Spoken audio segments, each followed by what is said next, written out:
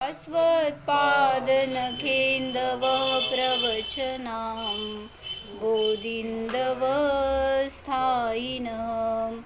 ये सर्वे जिनसिद्धसूर्यनुगतास्ते पाठका साधव स्तुत्या योगिजनैश्च पञ्चगुरव कुर्वन्तु ते मङ्गलम्। सम्यक् दर्शनबोधवृत्तममलं रत्नत्रयं पावनं मुक्तिश्रीनगरादिनाथजिनपत्युक्तोपवर्गप्रद धर्मसूक्तिसुधा च चैत्यमखिलं चैत्यालयं श्रयालयं प्रोक्तं च त्रिविधं चतुर्विधममि कुर्वन्तु ते मङ्गलम्। नाभेयादिजिनाधिपास्त्रिभुवन ख्याताश्चतुर्विंशति श्रीमन्तो भरतेश्वर प्रभृतयो ये चक्रिणो द्वादश ये विष्णु प्रतिविष्णुलाङ्गलधरा सप्तोत्तरा विंशति त्रैकाले प्रथिता स्त्रीषष्टिपुरुषा कुर्वन्तु ते मङ्गलम्। ये सर्वौषधरुद्धय सुतपसो वृद्धिङ्गता पञ्चये ये चाष्टाङ्गमहानिमित्तकुशला एष्टविधाश्चारणः पञ्चज्ञानधरास्त्रयोऽपि बलिनो ये बुद्धिरुद्धीश्वरः सप्तैते सकलार्चिता गणभृत कुर्वन्तु ते मङ्गलम्। कुर्वन्तु मे मङ्गलम् कुर्वन्तु नो मङ्गलम्। काय सांगितलं? जे काय 64 वृद्धीचे धारक मुनिराज असतात ते माझ्या पापाचं नाश करोत, मला मंगलाची प्राप्ती करून देवोत किंवा माझ्या पुण्याचं ते कारण ठरवत, अशा भावनेने आपण त्या रुद्धिधारी मुनींचं स्मरण करतोय. काय काय घेतलं त्याच्यामध्ये? पाचवा आहे ना हे श्लोक. 5व्या श्लोकामध्ये सांगतायत काय? जे काही सर्वौषधी रुद्धिधारी, पुढं तपरुद्धिधारी, नंतर ज्यांनी की पंचेंद्रियांच्या विषयामध्ये वृद्धी प्राप्त केली आहे असे ते बुद्धिरुद्धिधारी, पुढं अष्टांग महानिमित्त म्हणले ना काल मी, अष्टांग महानिमित्त मध्ये कुशल असणारे हे पण बुद्धिरुद्धिधारी मधलंच एक टाईप आहे, जे की असं स्वप्नज्ञान काहीतरी जे आपण असं म्हणलं ना तारा तुटलं वगैरे, हे सगळ्या अशा टाईपचे जे काय निमित्त असतात ते मिळाल्यावर त्याचं काय संकेत आहे हे समजणारे ती वृद्धी असते त्यांना. मग असे 8 प्रकारचे निमित्त घेणार आहेत त्याच्यामध्ये, त्या वृद्धींमध्ये. मग 8 प्रकारच्या निमित्ताने ज्यांना ज्ञान होतं म्हणजे समजतं काय त्या निमित्तांवरून, तर ते झाले बुद्धिरुद्धिधारी असे ते मुनी. पुढं सांगितलं 5 ज्ञानाचे धारी असे ते रुद्धिधारी मुनी. आता 5 ज्ञानामध्ये 3च ज्ञानांचं वर्णन येतं, जसं की केवल ज्ञान ही एक वृद्धी आहे, अवधिज्ञान ही एक वृद्धी आहे आणि मनपरे ज्ञान ही एक वृद्धी आहे. मग 5 ज्ञान का म्हटले? 3च ज्ञान आहेत की. तर जे काय बुद्धिरुद्धीचे पुढचे सगळे टाईप्स आहेत ना, सगळे मतिश्रुत ज्ञानामध्ये येतात. जसं की हे जे दाखवलेत ना, कोष्ठस्थ बुद्धी, धान्योपम, परत कुठले सांगा, संभिन्न संश्रोतृ वृद्धी, सगळे जे काय आलेले आहेत ते त्यात गर्भित होतात. म्हणजे मतिश्रुत ज्ञानाचेच हे सगळे विशेषता आहेत ज्यांना वृद्धी म्हणलं.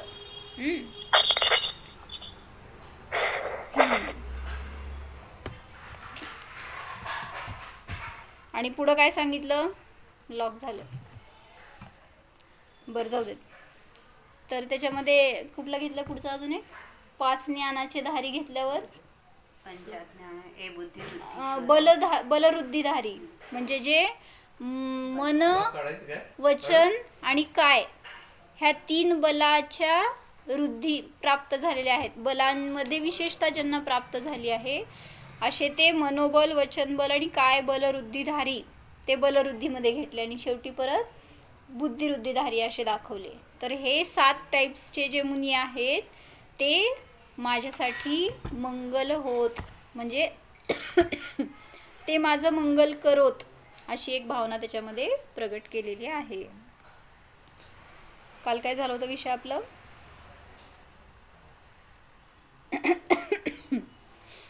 ज्ञानाविषयी सांगितलं होतं ना. ज्ञानाची आपली भावना कशी असते, कशाचं सामर्थ्य आहे ज्ञानामध्ये आणि आपण का असमर्थ आहोत हे दोन्ही सांगितलं होतं. काय सांगा? ज्ञानाचं सामर्थ्य काय आहे? 3 लोक 3 काळ जाणण्याचं सामर्थ्य आहे, पण आज ज्ञान असमर्थ का झालंय त्याचं कारण सांगितलं होतं. काय? सर्वांच्या हिताची भावना सुद्धा नाही आहे, म्हणजे हितरूप चिंतन सुद्धा करण्यामध्ये तुम्ही आज असमर्थ झालाय. काय कळलं? चिंतन सुद्धा नाही करत. त्यांना जाऊन हित त्यांचं करणं तर लांबच राहिलं, पण इथं बसलोय तर परिणामामध्ये सुद्धा हितरूप भावना नाही आहे सगळ्यांविषयी. म्हणून तर तुम्हाला आज तीर्थंकर प्रकृतीचा बंध नाही आहे, कारण तेवढ्याच भावनेच्या निमित्त त्यांना ती प्रकृती बांधली जाते. जे कोणी तीर्थंकर झाले, सर्व जीवांचं कल्याण हो, सर्वांना हिताचा मार्ग प्राप्त हो, याच तर भावनेने तिथं त्यांना तीर्थंकर प्रकृतीचा बंध होतो आणि मग फळस्वरूप मोक्षाची प्राप्ती होते. मग ज्ञान आज इतकं असमर्थ झालंय की तुम्ही पराच्या विषयी सतत निगेटिव्ह चिंतन करताय म्हणा, किंवा काय म्हणायचंय, पराचं अकल्याण, अमंगल, त्याच्याविषयी निंदा, रागद्वेष हेच परिणाम आहेत सगळे ज्ञानामध्ये. त्याचं फळ कोणाला आहे? त्या समोरच्याला मिळत नसतं. मी केल्यावर परिणामांमध्ये उलट त्याची निर्जरा असते. हे बघा, जास्त मी एखाद्या विषयी जर वाईट चिंतन केलं, काय की त्या समोरच्याचं गिरायकच होऊ नये, त्याचं सगळं गिरायक माझ्याकडे यावं, किंवा काय पण असेल, आता माझ्या शत्रूचा नाश होऊ दे, त्याला त्याची प्राप्ती होऊ नये. जसं सांगितलं ना, ती एक सून असती आणि ती तपस्या करायला बसलेली असती आणि तिला शिव प्रसन्न झाले आणि म्हटले, तुझ्या तपस्येवर मी प्रसन्न आहे, माग तुला काय पाहिजे. कशासाठी गोष्ट सांगाले? हिताची चिंतन आपण करत नाही, अहिताचं चिंतन करतो ना, त्याच्यासाठी. मग त्या शिवजींनी विचारलं त्या सुनबाईंना, तुला काय पाहिजे सांग. मग ती म्हणली, माझी अट आहे, जे काय तुम्ही मला देणार त्याच्या दुप्पट तुम्ही माझ्या सासूबाईला द्यायचं. आता मग शिवजी म्हणले की असली सुनबाई पहिल्यांदाच बघितली आहे. म्हणले माझ्या दुप्पट सासूबाईला द्या असं म्हणणारी सुनबाई पहिल्यांदाच बघितली आहे. मग ठीक आहे म्हणले. मग त्या काय म्हणायचं, शिवाची बुद्धी बायकांच्या डोक्यापर्यंत पोचत नाही म्हणतात. म्हणजे स्त्रिया चरित्र म्हणतात ना, अशा टाईपमध्ये. मग त्यांनी विचारलं, काय पाहिजे तुला, माग. 3 गोष्टी मी देणार तुला, काय पाहिजे असतील ते माग. तुला जे देणार ते सॉरी त्यांनी सांगितलं शिवानी की तुला जे काही मी देणार ना त्याच्या दुप्पट तुझ्या वैऱ्याला मिळणार, कोण असेल ते. मग ते सासूबाई वैरी असतील. मग आता हिला प्रश्न पडला काय मागायचं, कारण जे पण काय मागणार त्याच्या दुप्पट सासूबाईला मिळणार. बरं म्हणली. पहिल्या चान्समध्ये मागितलं, मला 1 करोड रुपये पाहिजेत. लगेच तथास्तु म्हणले देव आणि 2 करोड तिच्याकडे गेले. दुसरा तिने सांगितलं, मला भरपूर दागिने पाहिजेत. तथास्तु म्हणला. मग हिच्याकडे दागिने आल्यावर सांगा सासूबाईकडं 10 तोळे हिला तर 20 तोळे तिला. आता तिसरं सांगा मला काय मागितलं.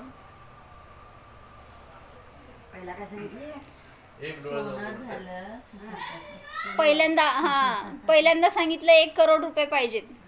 मग 2 करोड सासूबाईला गेले. मग दुसऱ्यांदा हा दुसऱ्यांदा डोळा मागितला हो. नाही शेवटीचा अजून दुसरा आहे. तर दुसऱ्यांदा मागितलं माझा एक डोळा जाऊ दे, म्हणजे एक डोळ्याने मी अंध होऊ दे. कसले कसले सुना असतात बघा, सासूबाईचे दोन्ही डोळे गेले. आता तिसरं काय मागितलं असेल सांगा, शॉकच बसणार आहे तुम्हाला तिचं मागणी ऐकून. असल्या सुद्धा विचारांची लोक असतात हे समजलं त्याच्यावरून. काय तर तिसऱ्या वेळेस सांगितलं तिने मला माइल्ड अटॅक येऊ दे म्हणून सांगितलं. तिला झटका आला, तिथंच बसली ती आणि तिथं सासूबाई कोलॅप्स्ड. आता झालं काय सांगा ह्याच्यातून, म्हणजे ह्याचा पहिला शॉक बसला शिवजींना, तिला नाही, त्याला त्या दोघांना नाही. म्हणजे कुठंपर्यंत त्या स्त्रीची बुद्धी जाऊ शकते, त्याला विचाराच्या पलीकडं होतं त्यांचं. हा हे तिचं डोकं होतं. नाही असे पण असते ते सांगा लागले की, म्हणजे हिताचं चिंतन राहिलं बाजूला. हा आणि मग ते ती मेली म्हणल्यावर काय झालं, 1 करोड अधिक 2 करोड किती झाले, तिला सासूबाईचं सगळं आपल्याकडेच येणार. म्हणजे गणित बघा की कसं होतं. तर अशी बुद्धी असणारे वृद्धीला प्राप्त होत नाहीत हे सांगायचं आहे. कसली वृद्धी मिळणार तुम्हाला, सगळ्या ह्या अहित रूपाची, अहितामध्ये चिंतन करण्याची बुद्धी मिळणार म्हटल्यावर आपण आपल्या ज्ञानाचं आवरण कसं सहज सहज वाढवत जातो आणि त्याचं फळ पुन्हा आपल्यालाच भोगावं लागणार. ज्ञानावरणाचा उदय येतो, हा बंद पडतो आणि तसा उदय येत जातो. मग हळूहळू ज्ञानाचा क्षय संबंध दिसतो ना झालेला. तुम्ही म्हणताय की म्हातारा व्हायला लागल्यावर लक्षात राहत नसतं म्हणून मंद होतो. हे नाही बघत की आयुष्यभरामध्ये मी किती पॉझिटिव्ह चिंतन केलंय म्हणून मला आत्ता लक्षात राहील. किती दुसऱ्याच्या हिताचं चिंतन केलंय, माझ्या हिताचं सुद्धा चिंतन मी केलं नाही आयुष्यभरात. त्यामुळे तुमची म्हातारपणामध्ये बुद्धी अशी नष्ट होत जाते. आणि मग सगळं तुम्ही म्हणताय बेडवर पडल्यावर आडवं असताना मग काय लक्षात राहत नाही, समजत नाही, विसरून गेलंय वगैरे सगळं. तर आज सांगितलं जयश्री काकींचं वय आहे 70-72 वर्ष आहे. ते अजून सुद्धा पाठांतर करतात, वाचन करतात, एकदम धारणापूर्वक सगळं वाचतात किंवा शिकतात आणि शिकायच्या बुद्धीने सगळे ग्रंथांचं अध्ययन करतात ते. आणि त्यातलं काय चांगलं वाटतंय ना, त्यातलं जे काय चांगलं वाटतं ते पाठ करतात. आपण किती पुरुषार्थ करतो सांगा, नाही म्हणलं की पुरुषार्थ करत नाही आपण, हेच चुकतंय ना. एखाद्या गोष्ट नाही येत म्हणलं तर संसारात पुरुषार्थ करून शिकायला जाता तुम्ही, आणि तेच हे का बरं ह्याच्यात पुरुषार्थ करत नाही. मग ज्याच्या निमित्तात आपल्या ज्ञानामध्ये वृद्धी होणार आहे, आपल्याला काहीतरी चांगलं घडणार आहे आपल्याकडून, अशा गोष्टीत आपण मागं सरकतोय आणि संसारामध्ये रागद्वेष करण्यामध्ये, निंदा आदी करण्यामध्ये सगळीकडे पुढं असतो. म्हणूनच तर मग सगळी बुद्धी नष्ट होत चालली आहे आणि शेवटच्या समयाला हेच होणार आहे. किती चिंतन केलं सांगा, काल मी सांगितलं होतं एवढ्या ज्ञानाच्या भावनेवर चिंतन करा दिवसभर म्हणून. किती केलं मामाजी, का नाही केलं? मग किती अवघड होतं आपल्यासाठी. एवढं चिंतन उद्या करायचं की टॅली करा, जाऊ देत आज दिवसभरामध्ये मी किती जणांच्या हिताचं विचार केलो, कोणाला हिताचा मार्ग दाखवला. आज दिवसभरात सांगा काय केलं तुम्ही, हितरूप कार्य काय केलं. छान केला. आणि स्वाध्यायामध्ये मात्र ते पुस्तकच खूप सुंदर आहे. मुद्दाम घेतलं ते माझ्यासाठीच झालं सगळं ते. ठीक आहे, माझ्यासाठी सुद्धा केलं तरी चांगलं आहे. जो स्वतःच हित चिंततो ना त्याला इतरांबद्दल सुद्धा ऐकलं तर चांगलं हित होणारच. म्हणजे आम्ही आता यांच्याशी अहिंसा बोलतो, तिथे हितातच की सगळं पाळतो हे ठीक आहे की, पण प्रमाद त्याचं हितच की बरोबर आहे, तसं पण सांगितलंच की. पण म्हणजे पाळलं गेलं हे पण वेगळं, पाळण्याची भावना असणं हे एक वेगळं, त्याचं फळ वेगळं आहे. जसं म्हटलं ना की एक जण आहेत की गृहस्थ, त्यांची स्त्री खूप चांगलं पालन करते. तू पुढं सरक, त्यांना तिथं बसू दे. सर काय माझ्या पुढं बसा ना तुम्ही, तुम्हाला काय भय.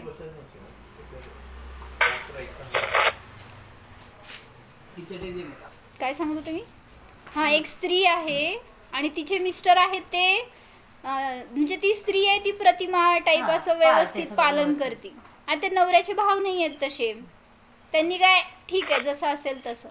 मग या स्त्रीच्या सांगा निमित्तामध्ये नवऱ्याचं काय काय पालन होतंय? आपोआपच सगळं घरातल्या सगळ्यांचंच म्हणजे. प्रतिमेचं आता त्यांचे भाव एवढे नाही आहेत की आपल्याकडनं चांगलं मर्यादेचं भोजन व्हावं, अहिंसा व्हावी, असे काय भाव नाही आहेत. खात आहेत की ते पण सगळं तेच खात आहेत. मग आता सांगा मला कोणाला पुण्य किंवा कोणाला त्याचं फळ, दोघं पण सेम खात आहेत. मिळणार. मग तिथं प्रमाद आहे. मिळालं तर खाल्लं, नाही तर नाही. आता इथं बघा की आता आम्ही जे काय बनवतो मर्यादेचं सवळ्याचं वगैरे, तेच जर तुम्ही सगळं खाल्लं पण ती भावना कुठं असती की आपल्याला मर्यादा पाळून जेवायचं आहे, आपल्याला हे असं शुद्ध भोजन करायचं आहे. ज्याची भावना आणि प्रमाद नाही आहे ना त्याच्यामध्ये तसा, तर त्याला त्याचं फळ मिळणार आहे. पण शेवटी पुण्य असतं की त्यांना अशा प्रकारचं शुद्ध भोजन मिळतं आहे त्या गृहस्थांना. पण मग तिथं अहिंसा पालन करतायत की नाही असं नाही आहे, पण फळ तसं नाही आहे. कारण त्या अहिंसेची भावना नाही आहे तशी अंतरंगामध्ये. मिळतंय ते खातोय अशा रूपाने असल्यामुळं तिथं शुद्ध मिळते म्हणजे चांगलं, हे भाव नाही आले. पूर्व पुण्याचं फळ आता मिळतंय, पण आत्ताच्या परिणामांनी तुम्ही पुढचं बांधताय ना भविष्य, त्यामुळे ते तसं बांधलं जात नाही असं म्हणायचंय. पापानुबंधी पुण्य म्हणायचं, कारण आत्ता पुण्याचं उदय भोगतोय तो आणि खातोय म्हणजे पुण्य चालू आहे, ते शुद्ध भोजन करतोय. पण परिणाम असे असल्यामुळं पापानुबंधी पापालाच प्राप्त होतोय. किंवा मग खाण्याची भावना असती की काहीतरी बाहेरचं आणावं खावं, अशा भावना असतील तरी सुद्धा न खाता सुद्धा पाप बांधतोय असं. म्हणजे आसरव कसे चालू राहतात ह्याच्यासाठी सांगितलं. मग ज्ञानाचा वापर करायला कसा पाहिजे आणि करतोय कसा ह्याचं दिवसभरामध्ये टॅली करा. आज मी दिवसभरात किती हिताचं चिंतन केलं, सांगा बघू किती केलं मामाजी? तसं नाही म्हणाले मी, आपण सगळ्यांचं हित व्हावं या चिंतनाने आपल्याला तीर्थंकर प्रकृतीचा बंध होतो. त्याच्या निमित्तात म्हणजेच काय, तीर्थंकर होणार म्हणजे केवळ ज्ञानाची प्राप्ती आहे त्याच्यात. म्हणजे सगळ्या ज्ञानावरणाचा नाश होणार आहे. कशाच्या निमित्तात? माझ्या विशुद्ध भावनेच्या निमित्तात. मग मी अशी विशुद्ध भावना किती करतो, किती केली आज दिवसभरात?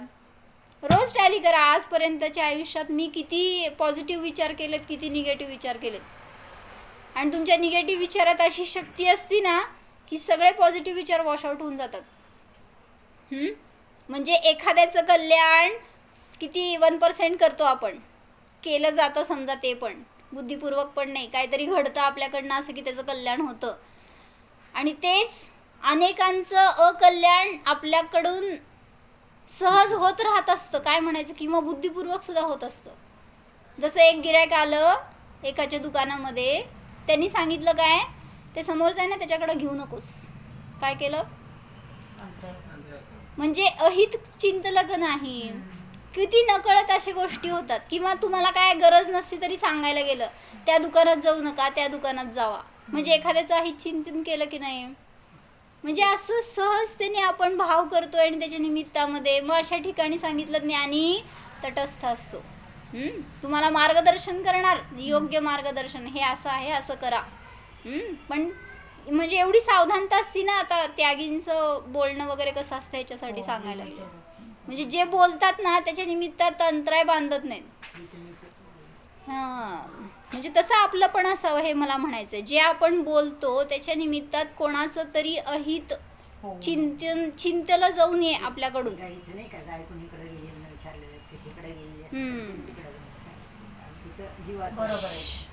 शरीराची क्रियाने त्यांनी दाखवलं होतं तसं. तर म्हणून मग आपल्या चिंतनाचं फळ आपल्याला मिळणार आहे. पण तसं आपण चिंतन करत नाही म्हणून आजपर्यंत अल्पज्ञानी आहोत, क्षयक्षम ज्ञानामध्येच अडकलेलो आहोत. आणि आत्ता तर पुरुषार्थ कितीही केला तरी सुद्धा केवळ ज्ञानापर्यंत जात नाही आहेत. कारण तशा प्रकारचा पुरुषार्थ पण आपल्याकडनं होत नाही. म्हणजे करत नाही आपण, हे पण आहे त्याच्या मागं कारण. हे पण म्हणजे हे आहे पंचम काळामध्ये तीर्थंकर प्रकृतीचा बंध पण होत नाही. तीर्थंकर प्रकृतीचं बंध बहुतेक तर वाचण्यात नाहीये माझ्या. आता इथं आहे असं. केवली पादमुलात होतं. हां, केवली आणि श्रुतकेवली दोहोंच्या पादमुलामध्ये. तर काय सांगणार होते मी. हां, म्हणून आपल्याकडून जास्तीत जास्त इतरांचं चांगलेच भाव व्हावेत इतरांविषयी. एक म्हणजे त्यांनी ज्या वेळेला बांधतात की नाही, हम्म. तर ते उदय तीर्थंकर होईपर्यंत चालू असते. हां, उदय नाही, उदय कधी 13व्या उदय नाही, गुणस्थानामध्ये उदय बंद चालू बंद. असते सर. हां, मग तिथे सांगितलं की म्हणून तर म्हटलं ना. होईपर्यंत चालू असते. नरकात उदय चालू आहे आता. श्रेणीकरणाचं, होय. तीर्थंकर प्रकृतीचा बंद बंद पडून गेला फक्त. बंद पडला की झालं. हां. त्याचं असतंच म्हणजे सारखं बंद असतंच काय म्हणजे. ध्रुवबंदी नाही आहे ती प्रकृती. जे ध्रुवबंदी असते ते निरंतर बांधतो, जसं की ज्ञानावरण, दर्शनावरण या ध्रुवबंदी प्रकृती आहेत. पण तीर्थंकर प्रकृतीचं बंद माझ्या मते, कारण त्याचं 8व्या गुणस्थानामध्ये विच्छुती आहे, त्यामुळं निरंतर बंदी नाही आहे ती. मग तिथं सांगितलं की उदय कधी आहे, 13व्या गुणस्थानामध्ये गेल्यावर निरंतर उदय चालू आहे तिथं, जोपर्यंत नामकर्म आहे तोपर्यंत, म्हणजे 14व्या गुणस्थानाच्या शेवटच्या समयापर्यंत, असं जिथपर्यंत आहे तेवढं समजून घ्या. तर मग त्या मुनींचे असे परिणाम बघा ना, की ते त्यांच्या ज्ञानामध्ये वृद्धी करतायत. त्याचं कारण काय आहे? त्यांचं ज्ञान असं सुविशुद्ध आहे, इतकं निर्मळ आहे, इतक्या सहजता आहे त्यांच्या ज्ञानामध्ये, त्याचं फळ त्यांना अशा वृद्धी सहज प्राप्त होत आहेत. पोहोचतात. मग मला वृद्धी नाही प्राप्त होत आहेत, किंवा जाऊ देत वृद्धी पण नाही, साधं असलेलं ज्ञान सुद्धा आपलं टिकून राहत नाही आहे. का त्याच्यात ऱ्हास होतोय ह्याचं कारण आपण शोधा ना, आणि मग त्याच्यावर उपाय करा. तर तिथं काय म्हणायचं, मुळापर्यंत गेलं तर त्याचं आपण सोल्युशन काढू शकू ना. अन्यथा पुन्हा पुन्हा हेच घडत राहणार. सगळ्या भवामध्ये तुम्हाला ज्ञानाची प्राप्ती होणार आहे, पण त्याचा ऱ्हास होत जाणार आहे परत परत. आणि मग कधी वृद्धी करणार? म्हणजे ज्ञानाला वाढवायला पण जाऊ नका. करायचं काय आहे त्याच्यासाठी, मी आत्मा ज्ञानमय आहे, त्याच्यामध्ये अशी अनंत शक्ती आहे की त्या ज्ञान रूपाने आपण राहू शकतो. म्हणजे मी ज्ञान आहे एवढं जाणणं माझं जर कार्य आहे हे समजलं ना, ते ज्ञान स्वच्छ होत जातो. जसं म्हणलं की जेवढं तुम्ही घर बंद असेल तेवढं धूळ किती येणार आहे हो घरामध्ये. आता मी परवा दर्शन केलं की नाही मंदिरात, कासार मंदिरात, तर त्यांनी सांगितलं त्या चांदीच्या वर त्यांनी ते प्लास्टिक काच लावली आहे का, काय काचेचीच काच आहे, हे आहे का, ग्लास आहे का, प्लास्टिकचं ग्लास आहे त्यांनी लावलेलं.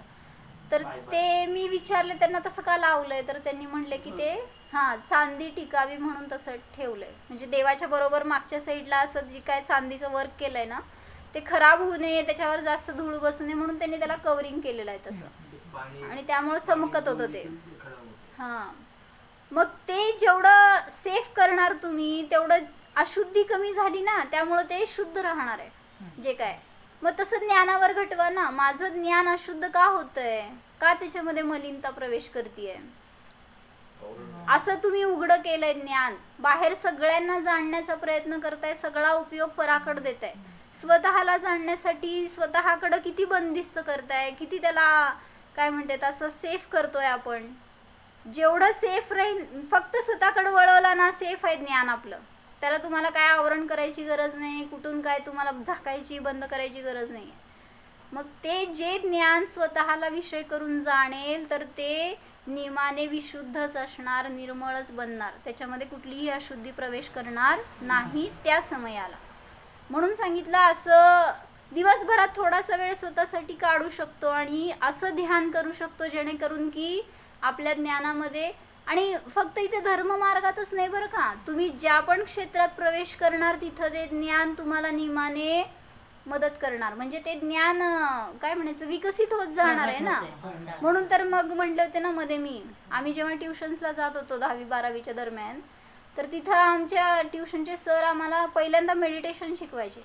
त्यांचं ध्यान वेगळं होतं, पण त्यांचा उद्देश असा होता की ज्ञानाला पहिल्यांदा असं एक काय म्हणायचं कॉन्सन्ट्रेट करण्यासाठी, एक एकाग्रता देण्यासाठी.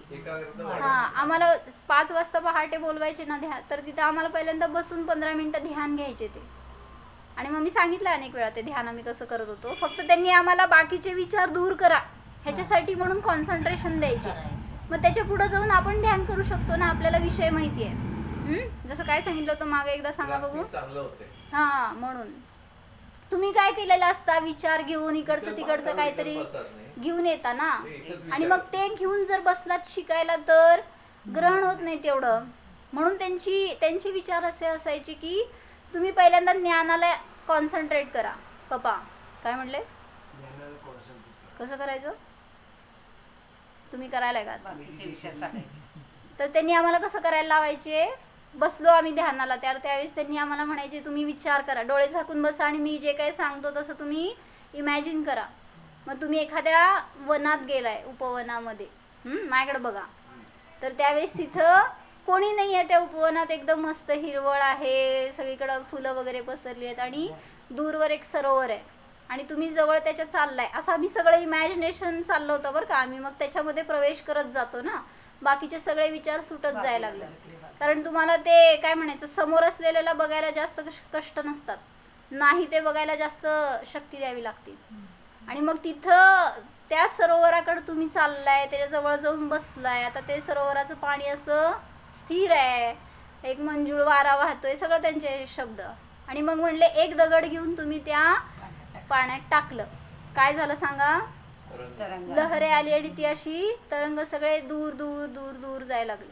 आता तसा विचार करा, तुमच्या डोक्यातले सगळे असे निगेटिव्ह विचार दूर दूर चालले, जे काय विकल्प आहे, जे काय तुमचं व्यग्रता आहे अशी दूर दूर चालली आहे. आणि मग तुम्ही त्यामध्ये गोल असणाऱ्या त्याच्यामध्ये कॉन्सन्ट्रेट करा. म्हणजे असं त्यांनी एक एकाग्रता देण्याचा प्रयत्न करायचे.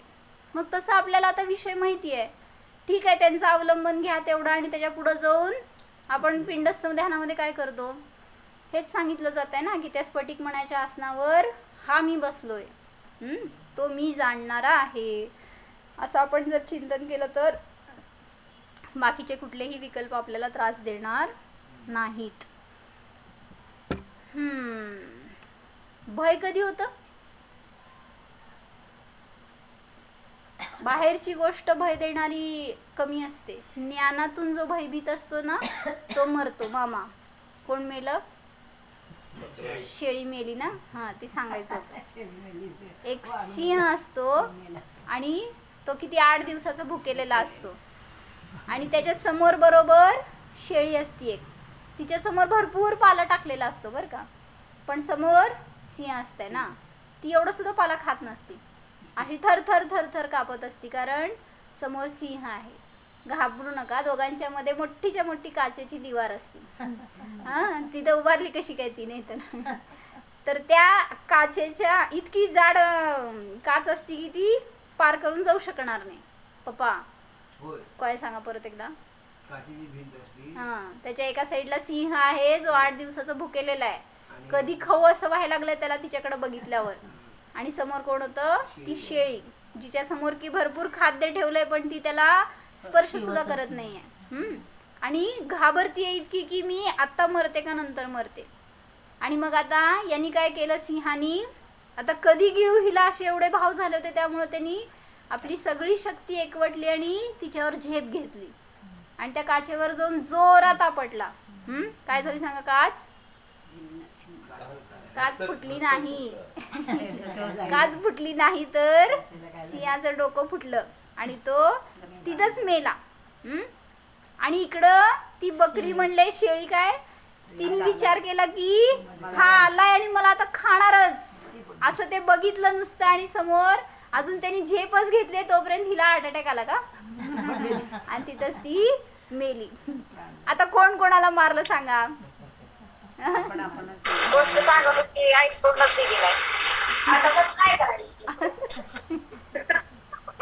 परत एकदा ऐकायचं, रेकॉर्डिंग मध्ये ऐकायचं परत एकदा. कोण कोणाला मारलं, काय केवळ कोण कोणाला मारलं, ज्ञान. हेच सांगायचं, ज्ञानानेच मरतोय आपण, ज्ञानानेच जगतोय, मला मारणारा कोण नाहीये. रोग झाला म्हणतोय ना आपण, ज्ञानानेच रोगी होतोय, ज्ञानानेच आपण बरे होतोय. त्यामुळं तिथं ज्ञानाचंच आपल्याला फळ मिळतंय हे सांगायचंय. आणि जे काय आपल्याला उदय येत आहेत ते सुद्धा याच रूपाने भोगायला मिळतात. म्हणजे ज्ञानच साधन आहे, ज्ञानच साध्य आहे, ज्ञानच फळ आहे, सगळीकडे ज्ञानाचीच रूप आहे तो. कारण ज्ञान सोडून तुम्ही काय नाहीच आहे, पण अशी आपण प्रतीती करत नाही. म्हणून अनेक प्रकाराने दुःखाला प्राप्त होतो. मग जसं त्या शेळीची गत झाली तशीच आपली गत होतीये की कुठल्याही परिस्थितीमध्ये, संकटामध्ये, आपण संसारामध्ये प्रत्येक समयामध्ये आपण मरतोय. कसं? काहीतरी धंद्यात लॉस झाला, काय झालं सांगा? पैशाने माणूस जगतो का नाही जगत? आवश्यक तर आहे ना, पण विचार करून उत्तर द्या. आवश्यक तर आहे ना जगायला. पैशाने माणूस जगतो की नाही? हो किंवा नाही एवढंच उत्तर द्या. नाही. Yes or no. कोण आहे ते? कोण नाही म्हणलेले सगळे पैसे माझ्याकडे पाठवून द्या. म्हणजे तुम्ही जर यस म्हणताय तर आज धनवान लोक का मरतात? जसं त्या लता मंगेशकरचं तुम्ही सांगितलं ना मला, एंड स्पीच तिची काय होती हो, शेवटचे शब्द म्हणून आलेले, मी काल परवा स्टेटसला टाकले होते. तर तिने सांगितलं, आज माझ्या गोडाऊनमध्ये एकापेक्षा एक भारी कार पार्क केलेल्या आहेत सगळ्या. गोडाऊनमध्ये काय म्हणली, गॅरेजमध्ये, सॉरी, हां. तर म्हणली पण मी आज या हॉस्पिटलच्या 4 दिवारीच्या बाहेर सुद्धा जाऊ शकत नाही. त्याचा उपभोग कसं घेणार? हा, त्या सगळ्या कारचं काय उपयोग आहे? स्ट्रेचरनी मला नेलं. अजून काय होतं त्यात? सगळे 3-4 हा, सगळे माझे इतके बंगले, तितके साड्या आहेत, कपडे, हा, इतके दागिने, इतके कोटी रुपये आहेत माझ्याकडं, आणि खाद्यपदार्थ वगैरे सगळं इतकं आहे. पण मी आज इथं या 4 दिवारीच्या बाहेर जाऊ शकत नाही आणि काही करूच शकत नाहीये. म्हणून त्याच्यावरनं त्यांनी सांगितलं होतं की तुम्ही जीवन असं जगा की त्याचा आनंद उपभोगता यायला पाहिजे. शेवटच्या समयाला रडायला लागायला नको. मग तेच सांगताय तिथं की जे तुम्हाला शेवटच्या समयाला उपयोगी पडणार नाही आहे तर ते जीवनभर सुद्धा उपयोगी नाही आहे. पण अशा दृष्टीने बघितलं तर त्या वस्तूचं काय व्हॅल्यू आहे कळेल आपल्याला. नाहीतर मग आपण त्याच्यावर इतकं डिपेंडंट होत जातो की पैसा नसेल तर जीवनच नाही आहे. आणि लॉटरी लागली तर किती आनंद.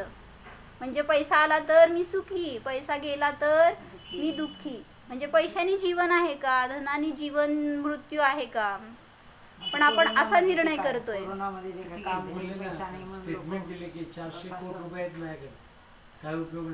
सांगितलं की तेच तर म्हणून. हा, धन तुमचं प्राण किती वाचवू शकते.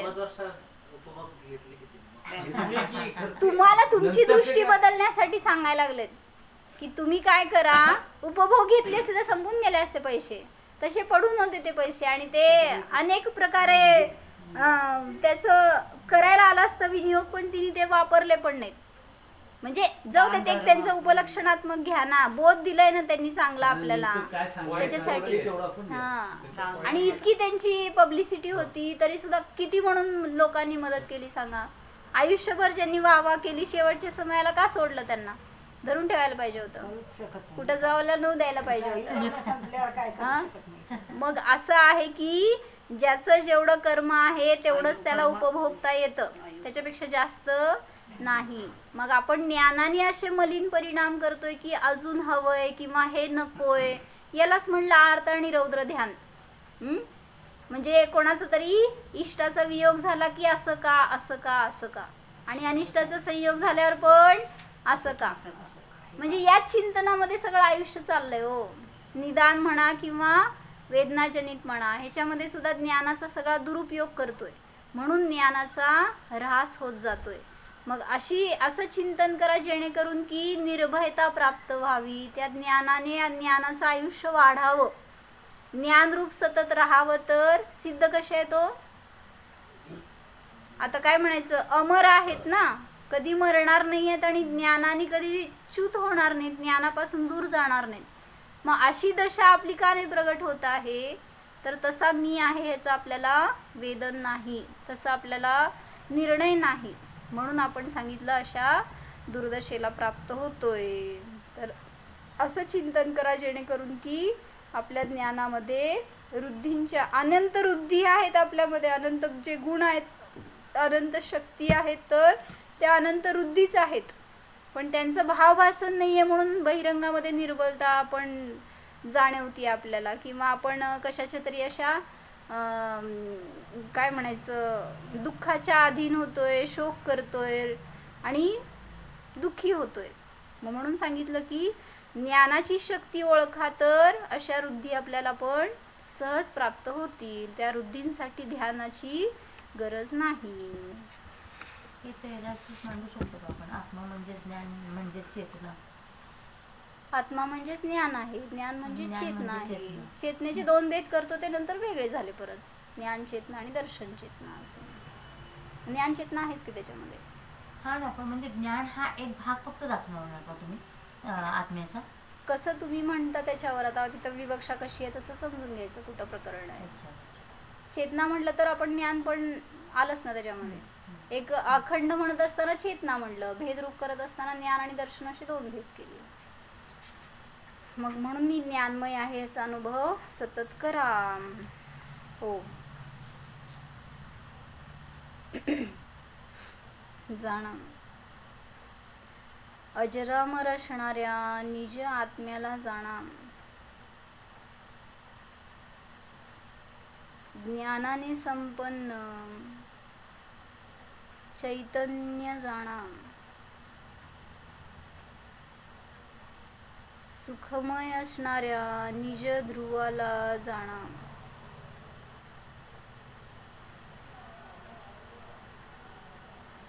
निर्भय स्वरूपोऽहम् अनंतरुद्धि संपन्न स्वरूपोऽहम् ज्ञायकोऽहम्.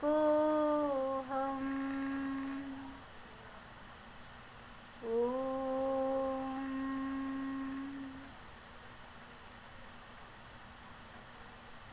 विसर्ज. नमो अरिहंताणं नमो सिद्धाणं नमो आयर्याणं नमो वज्रायाणं नमो लोये सौवसां